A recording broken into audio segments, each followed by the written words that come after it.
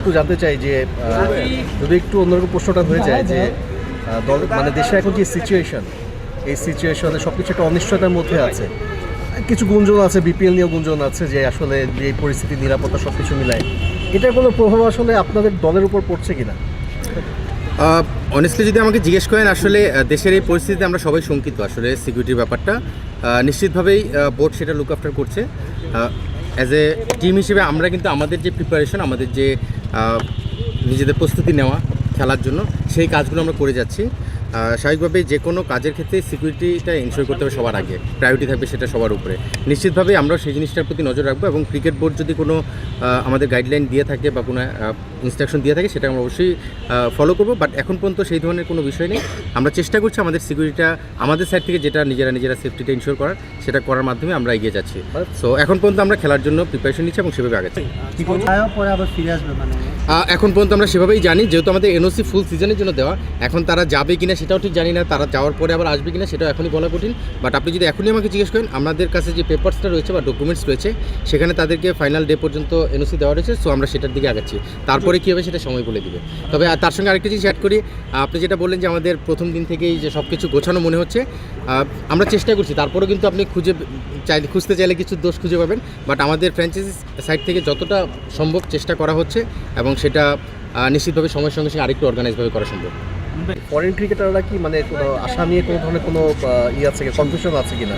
Foreign প্লেয়ারের ক্ষেত্রে যেটা হয়েছে, এখন পর্যন্ত আমাদের যে টিকিট শিডিউল আছে আপনাদেরকে আমি জানিয়ে রাখতে পারি।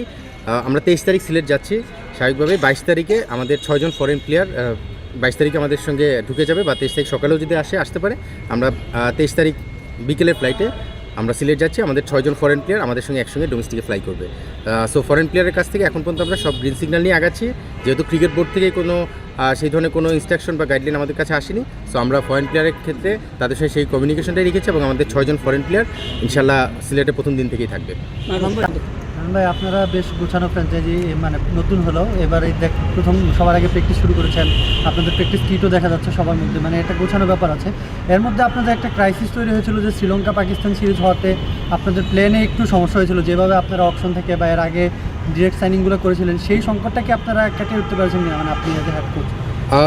আমাদের পাকিস্তান এবং শ্রীলঙ্কার যে সিরিজটা, সেটার কারণে কিছু প্লেয়ারকে হয়তো আসা যাওয়া করতে হতে পারে। যেটা আপনারা জানেন যে এনওসি যখন দেওয়া হয়েছে তখন কিন্তু ফুল সিজনই দিয়েছে। আমরা ফর এক্সাম্পল আমরা জানি যে পাকিস্তান টিমে নওয়াজ এবং ফারহান রেগুলার টি20 প্লেয়ার, কিন্তু এখনও কিন্তু টিম সিলেকশন হয়নি। সো তাদেরকে আমাদের ফুল এনওসি দেওয়া হয়েছে একদম বিপিএলের ফাইনাল ডে পর্যন্ত। সেই এনওসি আমরা পেয়েছি। এখন যদি তারা ন্যাশনাল টিমে কল পায়, সেটা একটা নিয়মই থাকে যে ন্যাশনাল টিমে কল পেলে তাদের ন্যাশনাল ডিউটির জন্য যেতেই হবে। সো সেটা সময় বলে দেবে তারা সেই সিরিজে ন্যাশনাল টিমে চান্স পাবে কিনা, সেটা তো আমরা বলতে পারবো না। সো যদি তারা ন্যাশনাল টিমে কল পায় তারা যাবে। আমরা সেভাবে করেও কিছু স্ট্র্যাটেজি সাজিয়েছি। আর শ্রীলঙ্কার প্লেয়ারের ক্ষেত্রে হেমন্ত আমাদের সঙ্গে হয়তো জয়েন করার সম্ভাবনা খুব কম মনে হচ্ছে। এনওসির যে বিষয়টা, হেমন্তাকে হয়তো আমরা পাবো না। আপনারা দেখেছেন তারপরে কিন্তু আমরা লামিজানেকে টিমে ইনক্লুড করেছি। সো কিছু ব্যাপার রয়েছে যেগুলো ইন্টারনাল ব্যাপার, বাট সোফার আমাদের ওই বিষয়গুলো আমরা মাথায় রেখে টিম কম্বিনেশনে সেভাবে প্ল্যান করেছি। সব ধরনের খেলার খবর পেতে সাবস্ক্রাইব করুন, সঙ্গে থাকুন খেলার পাতার।